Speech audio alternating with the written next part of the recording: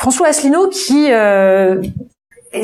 dans le, dans le circuit depuis assez longtemps, qui revendique un nombre de militants assez énorme avec son UPR, et qui s'est fait remarquer lors du débat des présidentiables par sa précision, qui a fait beaucoup rire les réseaux sociaux, sa connaissance absolument parfaite des traités européens. Il n'empêche qu'on retrouve exactement ça quand on lit son programme, et surtout une originalité que n'ont aucun des 10 autres candidats. La distinction entre ce qu'est un président de la République et ce que doit être ensuite un programme législatif. C'est-à-dire que François Asselineau s'inscrit dans le cadre de la Ve République, avec donc l'idée que le président de la République est le garant des institutions et de la souveraineté de la nation, et que derrière, c'est le gouvernement qui assure et qui mène la politique de la nation, le gouvernement qui est l'émanation de l'Assemblée nationale.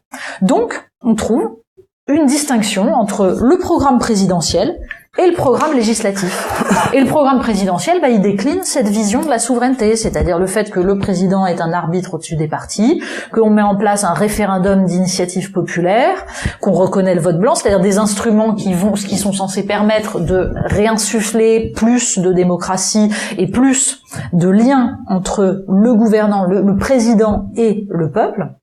Et ensuite, on retrouve alors des mesures dans ce programme présidentiel qui concernent essentiellement l'organisation des institutions, un maintien de la dotation globale, fin de la fusion des communes, donc on s'appuie là aussi sur les différentes strates de l'État.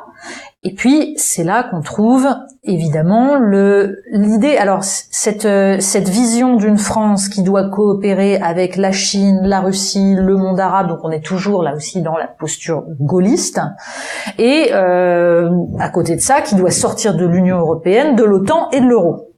Et avec ce à quoi François Asselineau tient énormément, l'idée qu'il faut respecter les traités, et que donc on va sortir de l'euro par le fameux article 50 qui autorise la sortie de l'Union européenne et de l'euro.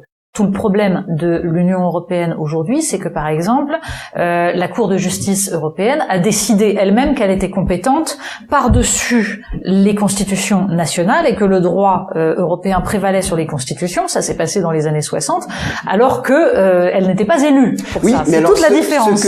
Donc l'idée d'Asselineau, c'est de revenir à l'idée que la démocratie, c'est le fait que l'État, certes, décide de tout cela, mais qu'il est l'émanation du suffrage universel. La question démocratique est au cœur de son programme, parce que même quand on prend son programme législatif, donc quand on rentre vraiment dans la cuisine, par quoi il commence ? Il commence justement par cette question démocratique, à travers l'idée de réversibilité des traités, on en est exactement là, et aussi, et là c'est très important et ça nous intéresse, l'idée d'indépendance des médias. C'est l'un des premiers points qui vient, c'est-à-dire garantir l'indépendance des médias par rapport notamment aux puissances financières. Il est le seul à proposer une loi anti-concentration des médias. Alors il propose aussi la renationalisation de TF1, il propose le retour du rôle de service public de l'AFP, mais il y a une véritable réflexion sur la façon dont les médias jouent un rôle. En effet, tu as raison, il a réfléchi à l'équilibre des pouvoirs. Or, les médias sont un des pouvoirs en démocratie. En plus, alors ce qui est intéressant aussi dans la suite du programme, c'est qu'il y a cette dimension média sur la question démocratique, et juste après, il y a la question qui là aussi est totalement sous-traitée dans les autres programmes, la question du numérique. À travers le secret des correspondances, à travers la neutralité du net, à travers l'idée d'une souveraineté sur le stockage des données, à travers la protection des lanceurs d'alerte, là, il y a une véritable réflexion dont on sent qu'elle n'est pas seulement cosmétique. C'est pas seulement parce que l'idée de protéger les lanceurs d'alerte, c'est à la mode depuis que les lanceurs d'alerte ont émergé. Là, on sent que c'est aussi, en effet, une question de cohérence. Il se prononce contre la vidéosurveillance, c'est-à-dire contre tout ce qui pourrait empiéter sur la vie individuelle. On sent en effet une réflexion sur la différence entre espace privé et espace public, comment la démocratie se construit sur cette différence et comment il faut préserver l'espace privé pour permettre à l'espace public de fonctionner. Un véritable libéralisme politique ne peut s'appuyer que sur la souveraineté. Et que c'est parce qu'il y a la souveraineté et une protection aux frontières qu'on peut avoir une véritable liberté à l'intérieur et qu'on peut justement faire respirer le système. Et c'est ça qui est intéressant. Les deux vont de pair. J'ai l'impression qu'il veut faire ce compromis.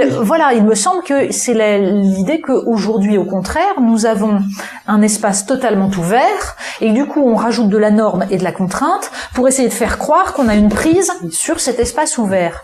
Là, on a la logique radicalement inverse, mais qui n'est pas tout à fait le libéralisme à l'anglo-saxonne, en ceci que il est, et c'est Benjamin qui le disait tout à l'heure, beaucoup moins axé sur l'extension des droits individuels.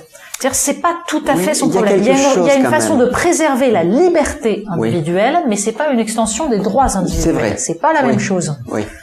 Alors après, en effet, il y a du coup des points un peu aveugle dans ce programme, par exemple la question de la lutte contre le terrorisme, la question de la laïcité qui est traitée assez vite.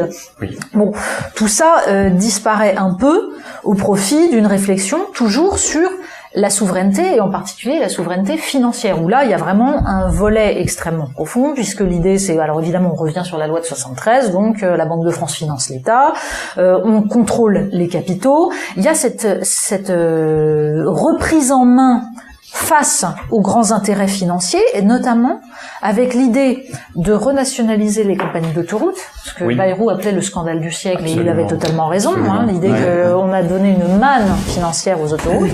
Il y a l'idée de virer Goldman Sachs d'à peu près tous les endroits où ses représentants se sont introduits, ce qui là non plus n'est pas complètement illégitime quand on y pense. Enfin, il y a une réflexion, évidemment réforme bancaire, interdiction du lobbying, c'est-à-dire la reprise en main de tous les leviers de l'économie face à des intérêts qui ont grignoté l'espace public. En gros, la logique, c'est ça.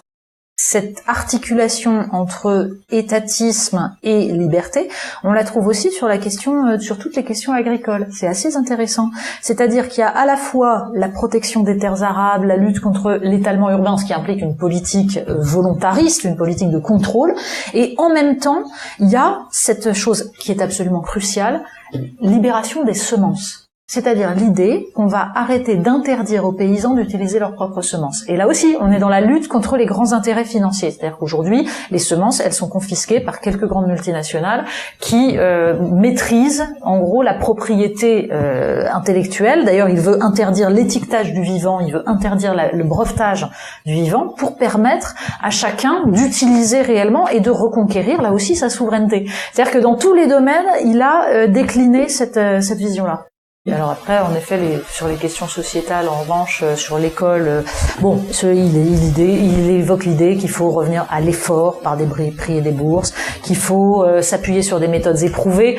Bon, c'est la base, quoi. C'est la base, mais ça, là aussi, ça va mieux en le disant. Même si il ne va pas très loin sur ces questions-là. On sent que ça n'est qu'une des déclinaisons de cette logique globale. La capacité à composer avec les contradictions, et même les contradictions du peuple et de chaque citoyen qui ne veut pas forcément les mêmes choses et qui hésite, et qui se coltiner avec la difficulté d'un réel qui est parfois mouvant, qui ne répond pas forcément à cette mécanique tellement bien huilée. Et bon, mais ça, à la limite, il vaut mieux avoir une matrice au départ, en espérant en effet pas d'en avoir du tout, ce qui est malheureusement l'absence de cohérence est la chose souvent la mieux partagée dans la politique. Après, en effet, pour faire un grand politique, il faut aussi une dimension humaine et une dimension sensible. Et c'est vrai que l'abandon total de toutes les questions véritablement sociétales, ou en tout cas leur façon de les ramener toujours à une logique mécanique, pose peut-être ce problème-là. J'ajouterais une chose qui est la façon de rappeler systématiquement sur toutes les mesures qu'il est le seul à proposer cela. Et ça, c'est une logique de part de marché et de logique concurrentielle sur les offres politiques qu'il n'est pas nécessaire de rappeler en permanence. Quand on a une vision pour la France, peut-être n'est-il pas nécessaire de dire, de répéter tout le temps qu'on est le seul à l'avoir, puisque l'idée c'est que ça va se voir normalement. Donc il y a ce côté un petit peu conquérant qui peut laisser penser en effet là aussi à à quelque chose qui manque d'humain et d'empathie, mais peut-être qu'il va les révéler une fois qu'il sera élu.